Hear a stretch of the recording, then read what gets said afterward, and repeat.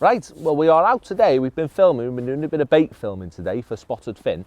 But while we're out, we're going to catch up on our blogs. We've not done one for a while. I've not got my mate with me. I think he's gone. Where's he gone, Rich? Don't know where he's gone. I think he's still in the Christmas markets. I think he's just been drinking, or every time I see him on Facebook, he's drinking.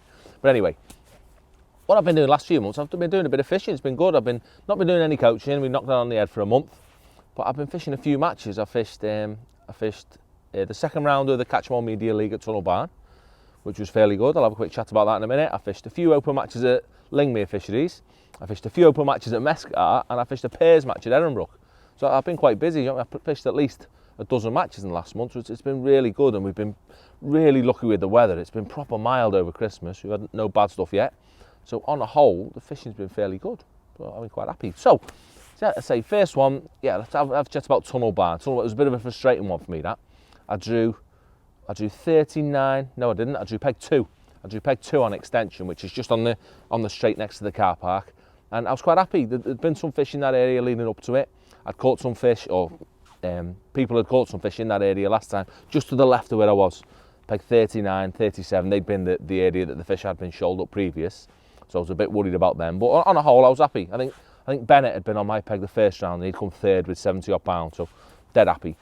But if I'm honest, I had a bloody right weird day. I was really happy with how the match went. I caught some fish on pellets to start, and then I caught some fish on maggots late on. But I caught little fish. For what reason? Even looking back now, I haven't got a clue. The pellets, definitely, I can understand me catching the smaller fish on them, catching a little stamp of F1 and some skimmers. But that was my start. That put me ahead of everyone.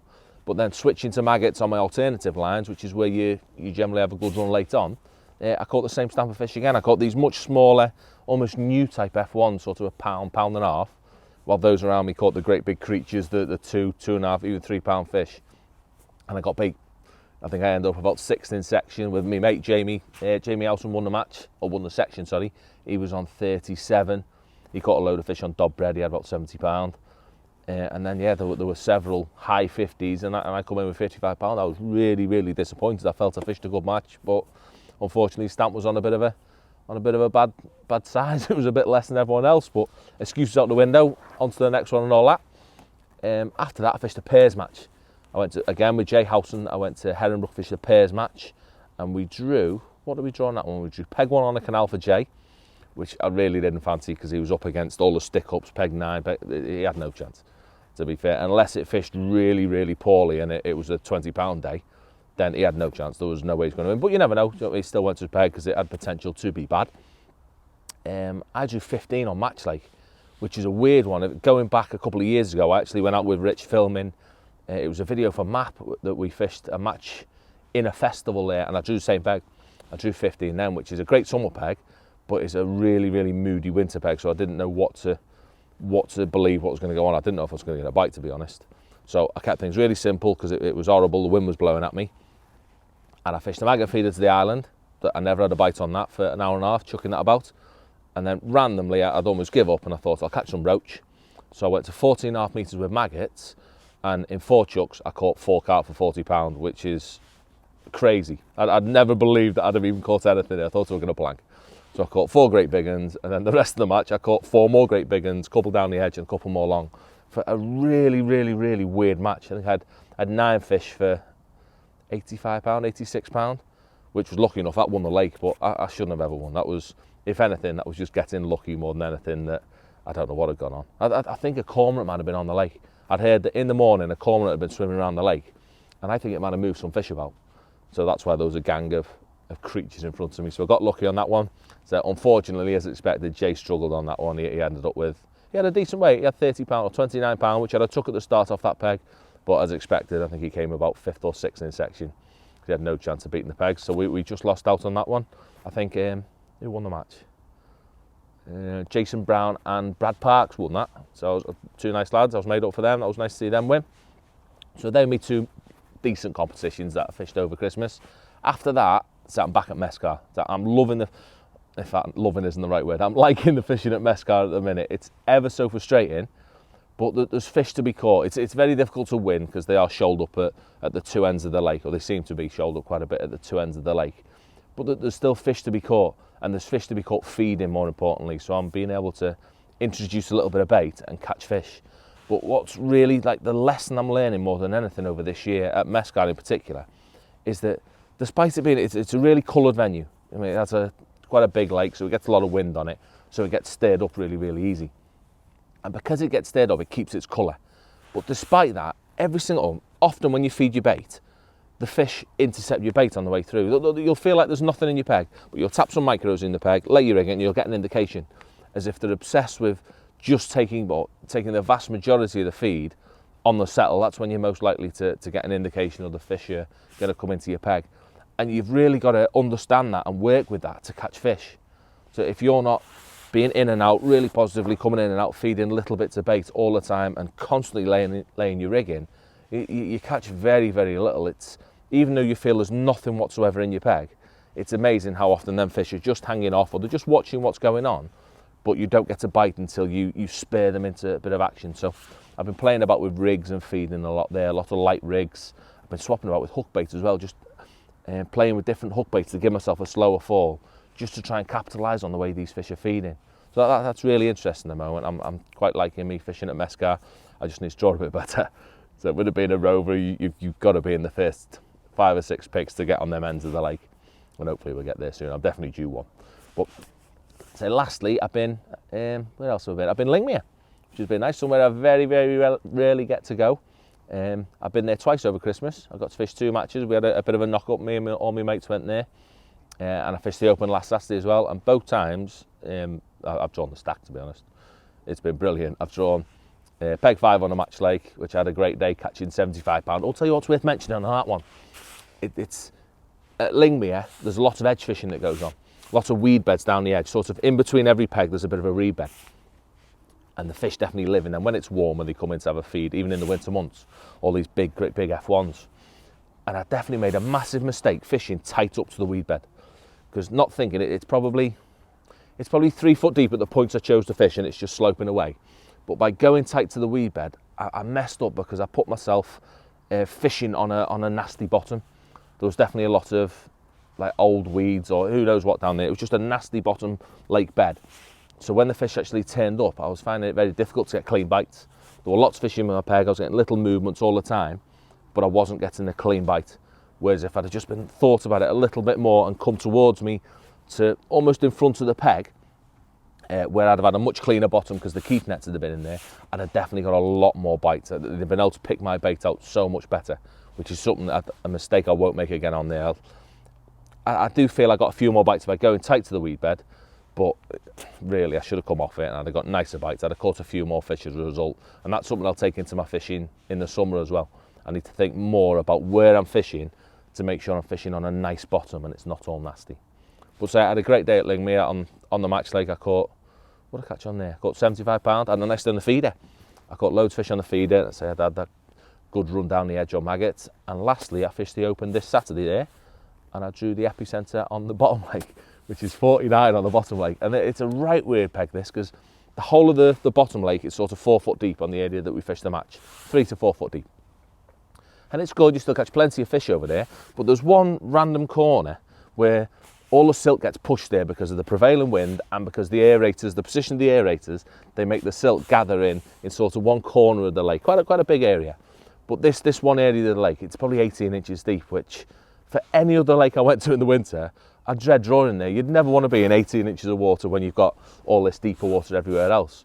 But for some reason, every F1 in the lake decides to migrate there in the winter months.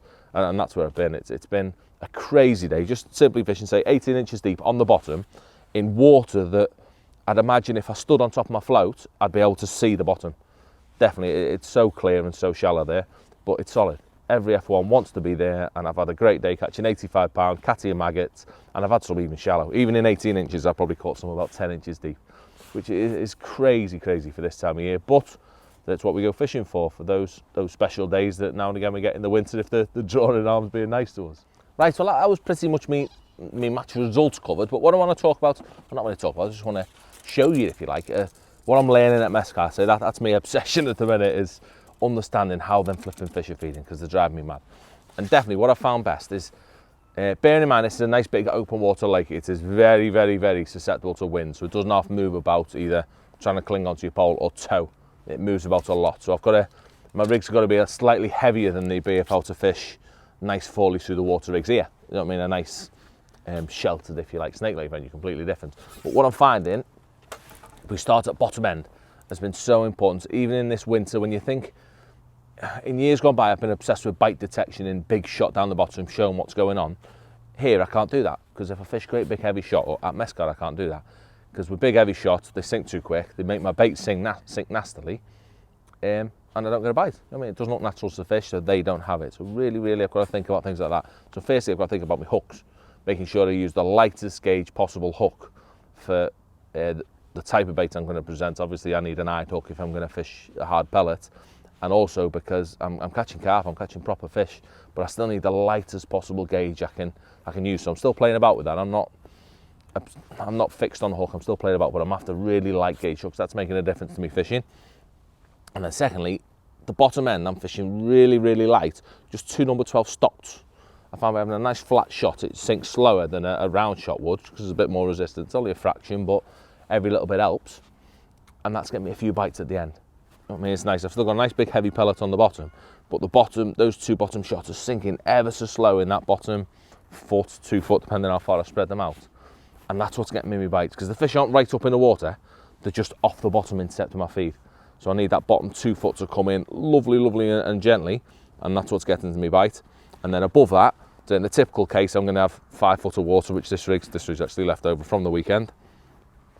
I'm using a 4/14 float, just with spread out number 10s. So I've got nice small number 10s, evenly spread out through my entire rig, just to give it a nice slow fall. But yes, I definitely would like to comment that a 4/10s or 4/12 float would be better. I mean, it'd give me an even slower fall and be even nicer. But if I do that, then I'd be completely giving into poor presentation, because I simply can't do it with how much the water moves. It's something that we've all got to think about a bit more. We often really want to fish nice and light and girly, but if the conditions don't allow, then you do have to beef things up and sacrifice the fall a slight little bit, which is what I have to do at Mescal.